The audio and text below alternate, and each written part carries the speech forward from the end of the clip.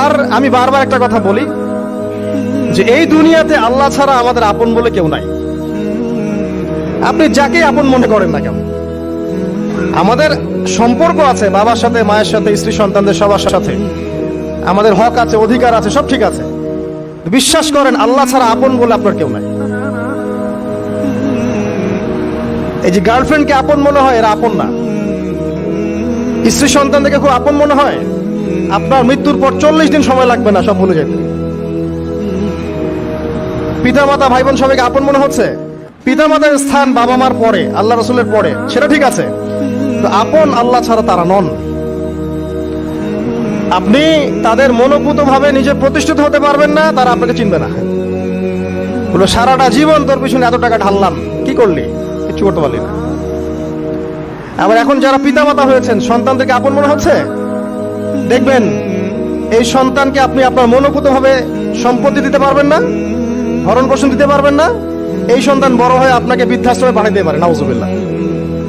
অথবা আপনার সাথে এই সন্তানই খারাপ ব্যবহার করবে। আপন মনে হচ্ছে? আল্লাহ ছাড়া কেউ আপন না। আল্লাহ ছাড়া আপন কেউ না। আর আল্লাহ ছাড়া সত্যিকার অর্থে আপনাকে আমাকে ভালো কেউ বাসে না। শুধু আল্লাহই আপনাকে ভালোবাসে। এটা আপনারা হারে হারে উপলব্ধি করবেন যত দিন যাবে ইনশাআল্লাহ। তাই শুধু সেই আল্লাহর জন্যই নিজেকে খালেস করে দেন, আর যার যার হক তাকে তাকে দিয়ে দেন।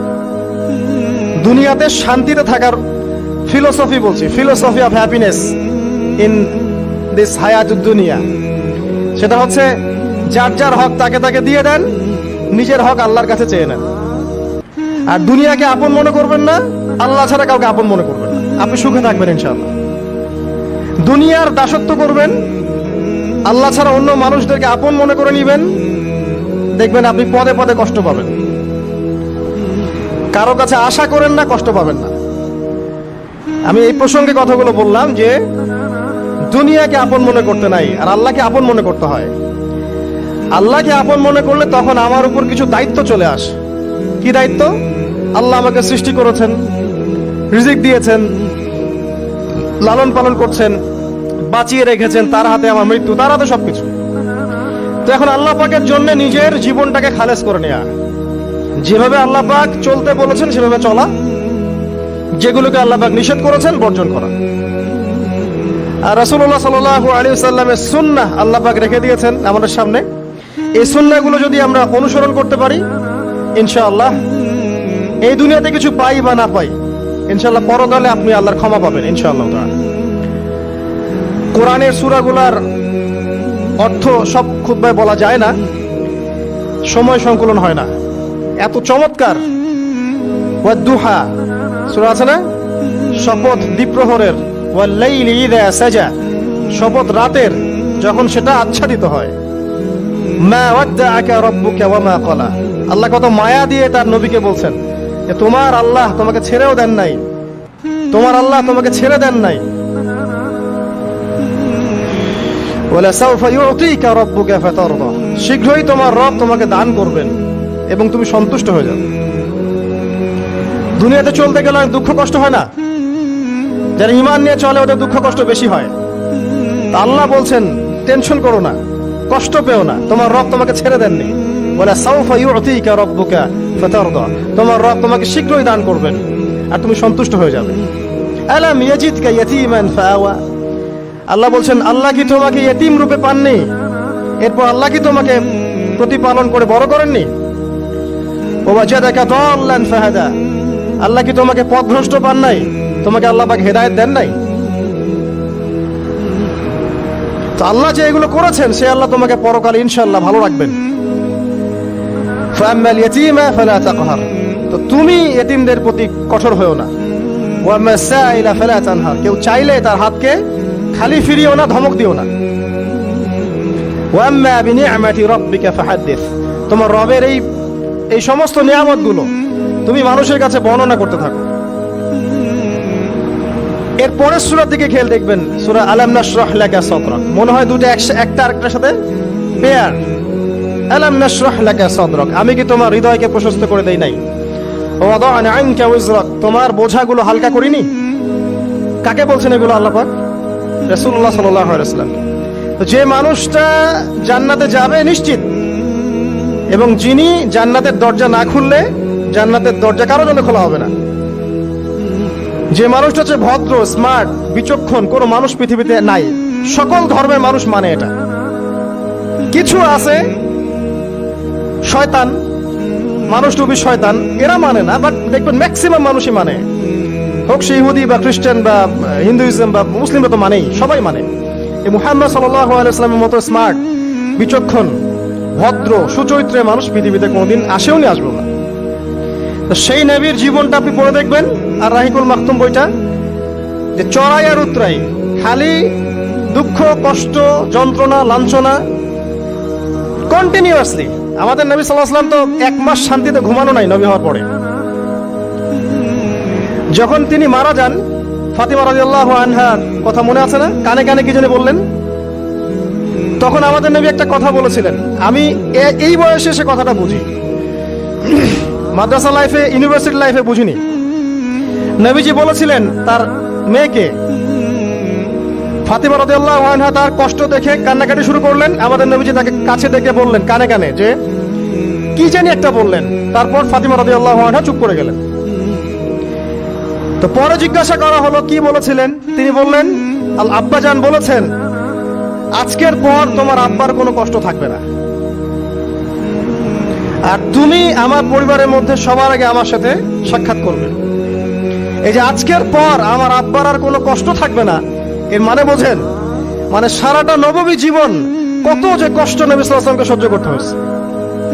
আজকে জান্নাতে যাওয়ার দিন, আজকে আর তোমার আব্বার কোনো কষ্ট থাকবে না। এই মানুষটার যদি এই অবস্থা হয়, তাহলে আমরা কি?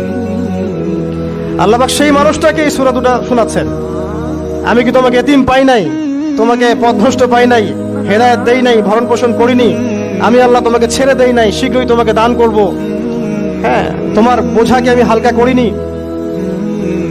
ফাইন্না মাআল উসরি ইউসরা, ইন্না মাআল ইউসরি ইউসরা। কষ্টের সাথেই স্বস্তি আছে, নিশ্চয়ই কষ্টের সাথেই স্বস্তি আছে। ফাইদা ফারাগতা ফানসাব ওয়া ইলা রাব্বিকা ফারগাব। যখন তুমি অবসর পাবে তখন তোমার রবের দিকে একনিষ্ঠ হও। এটাই বলতে যাচ্ছি আমি আপনাদেরকে, যে আমাদের উচিত শুধু আল্লাহর দিকে একনিষ্ঠ হওয়া। তাদেরকে নিয়ে এই দুনিয়া, আমাদের মা বাবা, ভাই বোন, আত্মীয় স্বজন, স্ত্রী সন্তান, এরা সবাই যে যার হক চাচ্ছে। তাদের হক দিয়ে দেন, আপনি খুব ভালো। দিতে পারবেন না, আপনি ভালো না। সারাটা জীবন করতে থাকেন, দেখবেন একদিন দিতে পারেন নাই, সে আপনাকে চিনবে না। নবী সাল্লাল্লাহু আলাইহি ওয়াসাল্লাম বলেন এই কথাগুলো, জাহান্নামে যাওয়ার কারণ এগুলো উল্লেখ করেন নাই। কিসের আত্মীয় আর কিসের আপনজন আর কিসের অফিসের বস আর কিসের কি, সবাই সবার স্বার্থ নিয়ে পড়ে আছে। শুধু একজন সত্তা আপনার কাছে স্বার্থ চায় না, সে কে? আল্লাহ পাক। এটা যদি বুঝতে পারেন তাহলে দেখবেন মনটা আল্লাহর দিকে নরম হয়ে যাবে। আর মুসলিমদের এখন এই মানসিক আত্মশুদ্ধিটা বেশি দরকার। আমরা কেন যেন অস্থির জাতি হয়ে গেছি এখন, একটা মানসিকভাবে শান্তি নাই আমাদের মধ্যে। খেয়াল করে দেখবেন সারা দিন দুশ্চিন্তা, দুর্ভাবনা, পেরেশানি। নামাজে আসি তাও মনে হয় যত তাড়াতাড়ি নামাজ শেষ করতে পারলে বাস। 5 মিনিট 4 রাকাত নামাজ, আর ইমাম যদি ভুলে 10 মিনিট পড়ায় তো চাকরি নট। খতিব খুতবা দিবে 30 মিনিট ঘড়ি ধরে বলে দিবে, ভুলে যদি 10 মিনিট বেশি দিয়ে ফেলছে, আজকে আসছেন ভালো কথা, হাদিয়া নিয়ে যান, পরের দিন আর আসেন। অস্থির। অস্থিরতার কারণ দুনিয়ামুখিতা, আল্লাহ থেকে দূরে থাকা। অস্থিরতার কারণ কোরআন থেকে দূরে থাকা। অস্থিরতার কারণ নিয়মিত সুন্নাহর উপর আমল না করা, ডেইলি জিকির আজগার গুলো না করা, ডেইলি কোরআন তেলাওয়াত না করা, হাদিস অনুবাদ সহ না পড়া, দিনের জ্ঞান চর্চা না করা, দিনী হালাকাগুলোর মধ্যে না বসা। অস্থিরতার অনেক কারণ, টাকা পয়সার পিছনে ছোটা, বাড়ি গাড়ি স্ট্যাটাসের পিছনে ছোটা, এবং এই লোভ, এই লালসা আপনাকে স্থির থাকতে দিবে না। অস্থিরতার কারণ এই যে আমরা বলি মেটেরিয়ালিজম, আমরা বলি বস্তুবাদিতা, এগুলো অস্থিরতার কারণ। এগুলো কখনো আপনাকে স্বস্তি দিবে না। আপনি যত দৌড়াবেন দুনিয়ার পেছনে, দুনিয়া আপনার থেকে তত পালাতে থাকবে। আর আল্লাহ পাক বলেছেন, হে আদম সন্তান, আমার ইবাদতের জন্য সময় বের করো, আমি তোমাকে 2টা জিনিস দিব। 1 নাম্বার, তোমার হাতকে আমি সচ্ছলতা দিয়ে ভরে দিব। আর 2 নাম্বার, তোমার সমস্ত অভাব আমি দূর করে দেব। যে ব্যক্তি আল্লাহর জন্য সময় দেয়, আল্লাহর জন্য বাঁচে, আল্লাহর জন্য মরে, সব কাজ আল্লাহর সন্তুষ্টির জন্য করে, দেখবেন ও মনের মধ্যে শান্তি আছে। হয়তোবা তার 5 তলা 10 তলা বাড়ি নাই, BMW নাই, সুজুকি জিক্সার নাই, তারপরে দেখবেন সে অনেক শান্তিতে আছে, কারণ তার মনের মধ্যে একটা প্রশান্তি কাজ করে। আর যে ব্যক্তির মধ্যে দেখবেন আল্লাহর কনসিয়াসনেস নাই, ইবাদত নাই, কোরআন সুন্নাহ এগুলো কিচ্ছু নাই, দুনিয়ার সব আছে, দেখবেন ব্যাংক ব্যালেন্স, টাকা পয়সা, মনে শান্তি নাই। এই মনের শান্তিটাকেই উসমান রাদিয়াল্লাহু আনহু বলতেন যে আল গিনা, মানে ধনাঢ্য, ধনী বলি না আমরা, এটাই হচ্ছে ধন, কিছু না।